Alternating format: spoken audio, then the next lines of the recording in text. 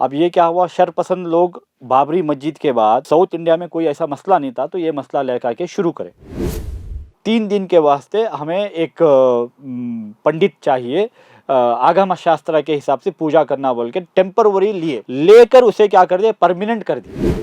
हमारी बदकिस्मती थी कि 2018 में इलेक्शंस आ गए। इलेक्शन के बाद फिर फ़िरक़ा के ताकतों बीजेपी की हुकूमत आई और ख़ुद वो हुकूमत ए ऑर्डर के ऊपर स्टे ली। हमारी ये हुकूमत से यही दरख्वास्त है कि पूरे लीगल एस्पेक्ट देखते हुए जो सही है वो सही करे। 8 आदमी की कमेटी बनाए। असल में उसके अंदर क्या था, 8 आदमी के में 4 मुसलमान और 4 गैर कौम रहना, लेकिन इन्होंने पूरे के पूरे गैर कौम को रखकर एक मुसलमान को रख रहे हैं, वो भी बीजेपी वाला है।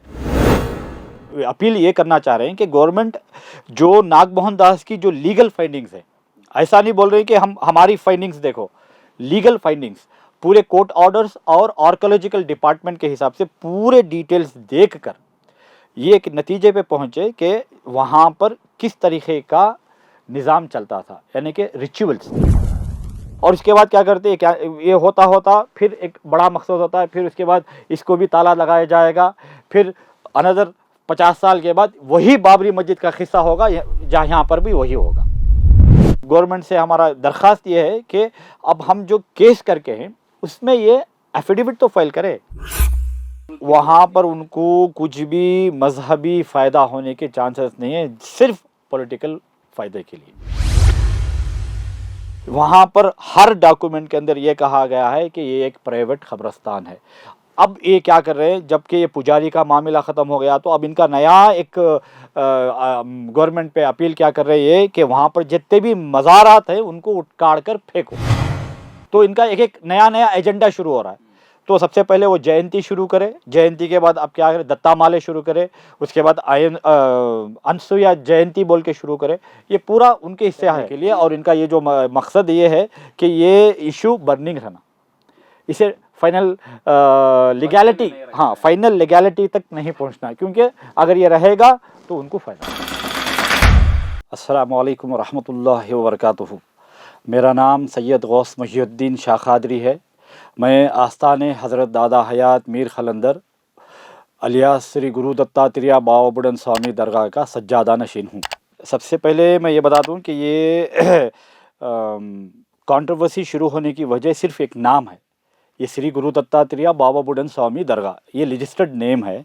श्री गुरु दत्तात्रेय वो पूरा इलाके का नाम है। अब ये क्या हुआ, शरपसंद लोग बाबरी मस्जिद के बाद साउथ इंडिया में कोई ऐसा मसला नहीं था तो ये मसला लेकर के शुरू करे। इसके अंदर बहुत से फैसले कुन हुए, लेकिन आखिरी जो फैसला जो था 2017 में आया। 2017 में जो ये फैसला आया कि मैंने कंटेम्प्ट फाइल किया था गवर्नमेंट के ख़िलाफ़। तो उसके अंदर क्या हुआ, उस वक्त की जो कांग्रेस हुकूमत थी, सिद्धरामैया चीफ मिनिस्टर साहब थे और रत्नाप्रभा चीफ सेक्रेटरी थे, और उनके हिसाब से उन्होंने एक हलफनामा दिए, एक एफिडेविट फाइल करे कोर्ट को कि नहीं, हम इसके में के अंदर पूरा तहकीकात करते हैं, लीगल फाइंडिंग्स लेते, और जितने भी लीगल फाइंडिंग्स और आर्कियोलॉजिकल डिपार्टमेंट के हिसाब से, तो वो हिसाब से लेकर एक पूरी रिपोर्ट बनाए। नागमोहन दास, रिटायर्ड चीफ जस्टिस नागमोहन दास को एक को हेड बनाते हुए उनके हिसाब से एक पूरी रिपोर्ट बनी, और ये रिपोर्ट को सुप्रीम कोर्ट के अंदर कंटेम्प्ट पिटीशन के अंदर वो फाइल करे। और उस वक्त सुप्रीम कोर्ट ये ऑर्डर दिया कि ये ऑर्डर को गेजेट नोटिफिकेशन किया, और उसके बाद ये ऑर्डर भी गेजेट नोटिफिकेशन हो गया। लेकिन हमारी बदकिस्मती थी कि 2018 में इलेक्शंस आ गए। इलेक्शन के बाद फिर फ़िरक़ा के ताकतों बीजेपी की हुकूमत आई और ख़ुद वो हुकूमत ए ऑर्डर के ऊपर स्टे ली। फिर ये ऑर्डर को सेटिसाइड किया गया सिंगल जज। फिर हम अपील गए, अपील में भी हमारा अंदर इसका ये किया गया। अब फिर ये मामला सुप्रीम कोर्ट जाके पहुंचा है। अब ये क्या हुआ, आखिरी यानी कि लास्ट ईयर के आखिरी मरहले में जो हमारे एमएलए साहब थे सिटी रवि, तो उन्होंने जल्द के अंदर गवर्नमेंट के अंदर, कैबिनेट के अंदर एक क्या करे, 3 दिन के वास्ते हमें एक पंडित चाहिए, आगम शास्त्र के हिसाब से पूजा करना बोल के टेम्परवरी लेकर उसे क्या कर दिए, परमानेंट कर दिए। और उसके बाद इलेक्शन आ गया, वो कोड ऑफ कंडक्ट आ गया, उसको नहीं काटे। हम इसे बार बार हम उनको गवर्नमेंट को ये दे रहे थे कि ये नहीं है, यहाँ पर इस्लामिक तरीक़ा ही है, ये नहीं था, लेकिन वो नहीं सुने, इसलिए हमें सुप्रीम कोर्ट जाना पड़ा।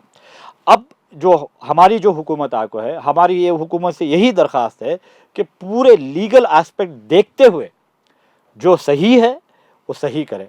और इन्होंने क्या किया, 8 आदमी की कमेटी बनाए। असल में उसके अंदर क्या था, 8 आदमी के में 4 मुसलमान और 4 गैर कौम रहना, लेकिन इन्होंने पूरे के पूरे गैर कौम को रखकर एक मुसलमान को रख हैं, वो भी बीजेपी वाला है।